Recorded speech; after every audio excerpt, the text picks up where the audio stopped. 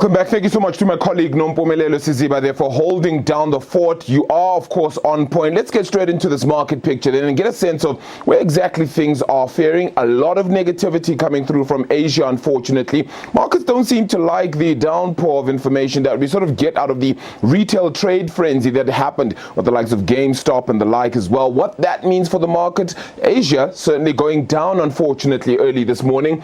Down went the Nikkei, which was down 1.9%. In fact, so the biggest loser, in fact, in this morning's trade.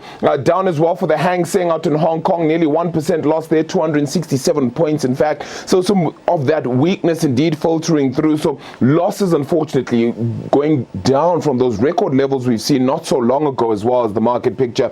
Even out in Europe, we're seeing a similar trend then, around 1%, if not more, lost across the board for the major European markets, including the FTSE 100, as well as the CAC 40, which is the biggest loser, in fact, almost 1.2% down. The DAX losing 135 points there too. That sentiment is followed through on the local market as well. The rest of the market declining, so are we. 1.2% weak as the JSE All Share. Now we're at 62,457 points in this lunchtime trading picture. A lot of that has been influenced by the financial counters, which have taken a near 2% hit in this afternoon trading picture then today. That means that the banks have also followed going down as well today, going down 2.25% there. Only gold miners seem to have managed to eke out some sort of gains, which means that the resources overall are down, but not as much as they probably would have been had gold miners gone down too. Industrials also fetching some negativity, unfortunately.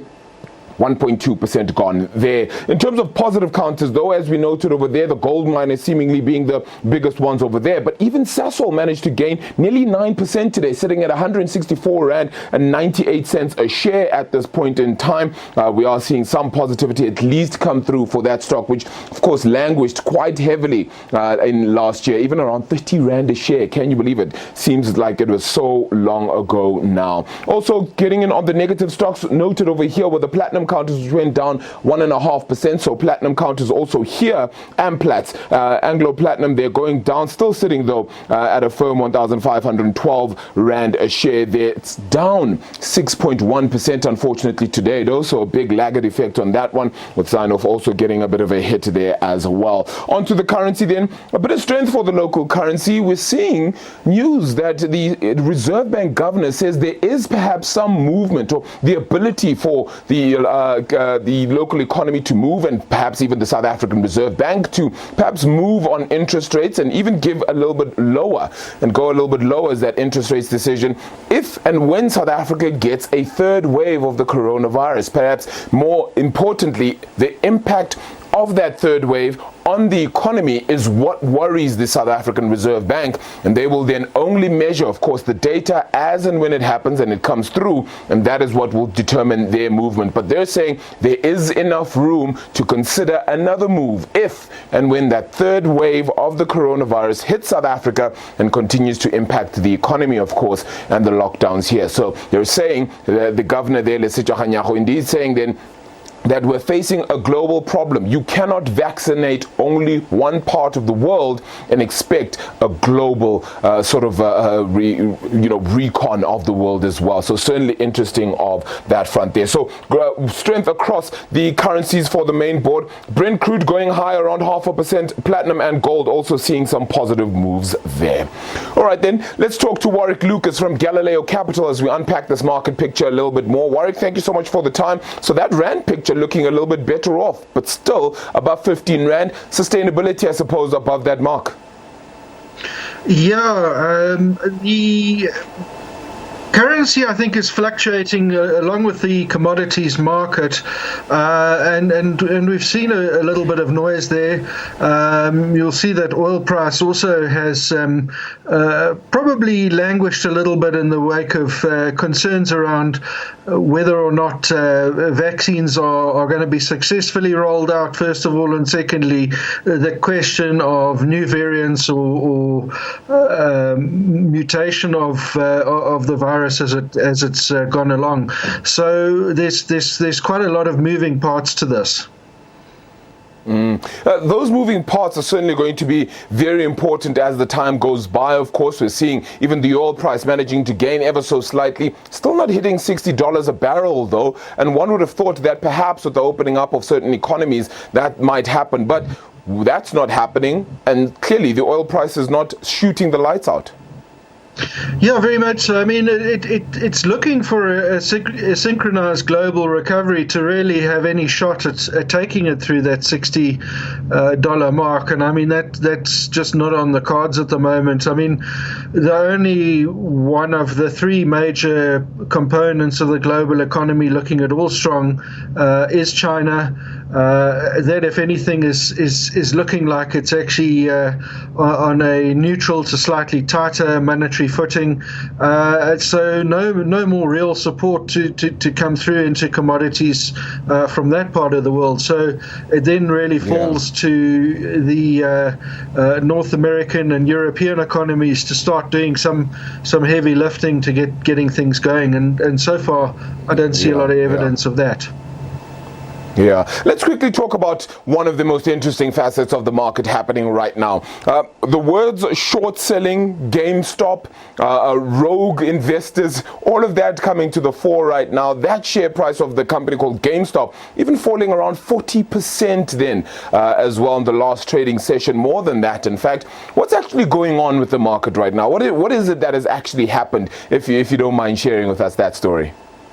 All right, so I think here I'll just introduce some of the viewers to the concept of what is short selling, and the answer to that is that just like shares are so-called fungible, they're just like a banknote. So if I lend you a banknote of 100 Rand, you owe me 100 Rand of any other banknote will suffice. It's exactly the same with shares. I can lend them out, someone else can borrow them, and then sell them. And that acts as a kind of a speculation mechanism and a funding mechanism. But the issue is that hedge funds can sometimes get themselves into trouble doing that when they sell too much. And that's exactly what happened with GameStop. They sold too much, and other players in the market picked up on that. Lots and lots of small guys looked at bulletin boards, particularly Reddit, and they all climbed in. And as a result, they created the situation that these sellers, these short sellers, actually would not be able to buy back the shares that they would need to pay back their share loan. So some of them got into quite dreadful financial trouble as a result of that. And that is basically what happened with GameStop. Yeah, so we're seeing, though, that quite a few platforms are saying that you can no longer trade on these unless it's after market close and the like as well. The stopping then of being able to trade in a stock like GameStop, which has been languishing at around $10 a share for the longest time and now all of a sudden shooting the lights out.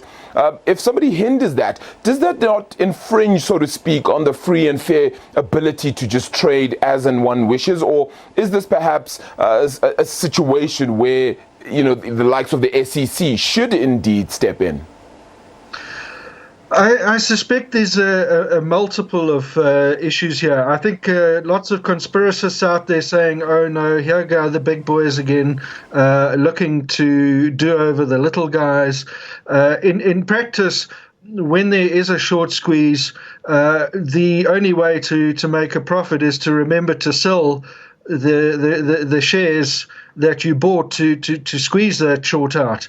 And I think there's a lot of beginners out there who could actually have done themselves some serious harm persisting with that trade. And I think from that point of view, I suspect Robin Hood was probably looking to save some of those clients from themselves, because the share really was ridiculously overpriced as a result of what is really a very technical trade. And I think that they probably did the right thing there ultimately, although I sense that they will not get some gratitude for it for some time, if ever. Hey, look, if there's blood in the streets, certainly get dancing, right? And it certainly seems like it might not necessarily be a bad time to get a rights issue in place if they want to raise equity as well. So a very interesting story. Warwick, appreciate the time, though. Thank you so much for it.